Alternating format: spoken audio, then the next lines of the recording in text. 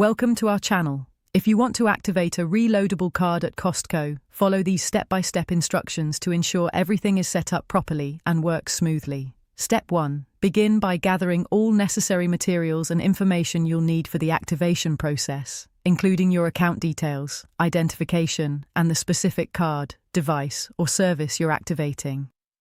Step 2. Access the appropriate platform by opening your web browser or mobile app. Make sure you're using a secure internet connection to protect your personal information during the process. Step 3. Locate the activation section within the platform. This is typically found in your account settings under a menu labeled Activate, Register, or Get Started. Look for clear instructions or prompts. Step 4. Enter all required information accurately, including card numbers, serial codes, or account credentials. Double-check each entry to avoid errors that could delay activation.